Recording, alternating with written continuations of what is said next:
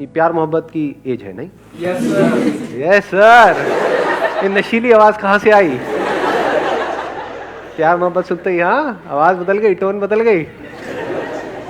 कितने वर्ड्स लिखे जा चुके हैं लव के बारे में कि लव क्या है?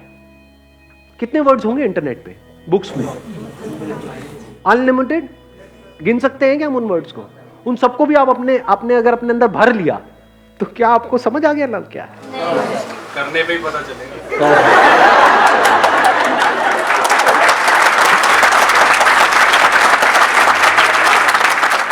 कौन है ये जो करने के लिए इतना व्याकुल हो रहा है? क्या करने से समझ आ जाएगा? क्या करोगे? किसको लव कहते हो आप? सोचो। क्वेश्चनिंग में मजा आ रहा है नहीं आ रहा है? ऐसा माइंड हमारा, हम क्वेश्चनिंग कर सकते हैं। आप कह रहे हो करने से पता लगता है। क्या पता लगता है करने से? जब तो करेंगे तभी पता चलेगा। बहुतों ने कर लिया, उनको पता लग गया।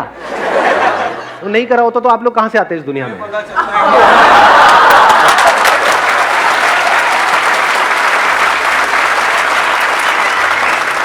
क्या करने की बात कर रहे हो आप? रग रग से वाकिफ हूं आप लोगों की मैं। करके पता लगेगा? क्या करके पता लगेगा? बहुत लोगों ने बहुत कुछ किया। Do you see people living a life full of love? And what is love? Sir प्यार तो मतलब प्रकृति से भी हो सकता है, नेचर से भी हो सकता है, मतलब एक चीज से नहीं हो सकता। नहीं सही कह रहा है। वो क्या होता है? अबे तेरी तो। क्या ये समझना इंपॉर्टेंट है या नहीं है कि प्यार क्या है? सर एक फील है। हाँ फील है। देखो पहले ही पता है हमको। अब ये कहां से आया ये वर्ड? ये जो बोला ये फील है, ये कहां से आया? अंदर नॉलेज फीडेड है ना। दोनों में फर्क समझ आ रहा है? एक है एज इट इज देखना, एज इट इज चीजों को समझना, यानी कि बिना किसी नॉलेज के बर्डन के। उसी को तो रियल साइंटिस्ट कहेंगे। या फिर जो डिस्कवर पहले ही हो चुका है उसके बेस पे कुछ बड़बड़ कर रहे हैं, उसको साइंटिस्ट कहेंगे या लेक्चरर कहेंगे? तो लेक्चर सुनने में मजा आता है या डिस्कवरीज में मजा आता है?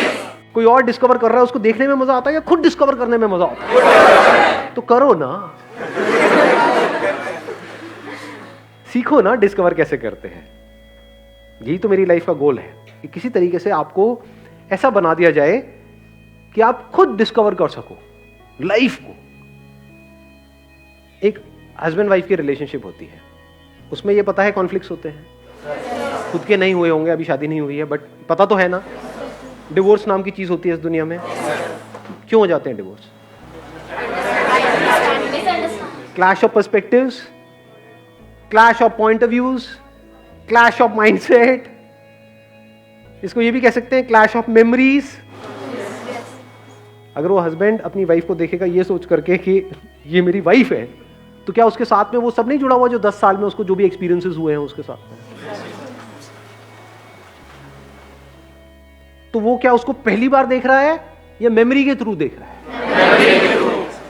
क्या वो उसका सिर्फ एक पॉइंट ऑफ व्यू नहीं है कि अगर इस पॉइंट से ना देखे इस पॉइंट से देखे तो वो कुछ और है?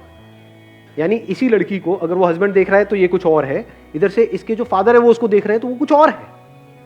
तो सच क्या है? जो यहां पर इंफॉर्मेशन पड़ी हुई है या जो यहां पर इंफॉर्मेशन पड़ी हुई है? दोनों बायस्ड पॉइंट ऑफ व्यूज नहीं हो गए? एक का नेगेटिव बायस हो गया, एक का पॉजिटिव बायस हो गया। एक्चुअल में जो है उसको तो कोई देख ही नहीं रहा है। इसको ध्यान से समझ लो, ये थॉट्स बीच में क्यों आ जाते हैं हमारे? क्योंकि हम कभी भी अपने खुद के थॉट्स पे, अपने पॉइंट ऑफ व्यूज पे, अपने पर्सपेक्टिव पे, अपनी नॉलेज पे क्वेश्चन मार्क नहीं लगाते हैं, उसको ग्लोरीफाई करते हैं। उसकी वजह से क्या होता है? हमारी ईगो बढ़ती चली जाती है कि वो ऐसा है, वो वैसा है, वो ऐसी है, वो वैसी है, ऐसा होता है वैसा। इन सबको आप छोड़ करके जब देखना शुरू कर देते हो तो you are looking at everything as if you are looking at it for the first time. सब कुछ नया है, सब कुछ फ्रेश है, क्यूरियोसिटी अंदर भरी पड़ी है। और ये क्यूरियोसिटी कोई आर्टिफिशियल क्यूरियोसिटी नहीं है, एक्चुअल है। एक्चुअल में आप किसी को देख रहे हो, यानी अपनी वाइफ को अगर आप 20 साल बाद 30 साल बाद भी देख रहे हो तो ऐसे ही देख रहे हो जैसे पहली बार देख रहे हो। तो रोज कुछ नया दिखेगा। वो कभी भी पुरानी नहीं होगी। वो पुरानी नहीं होगी तो आप पुराने नहीं होगे। That is being young forever. Thank you sir.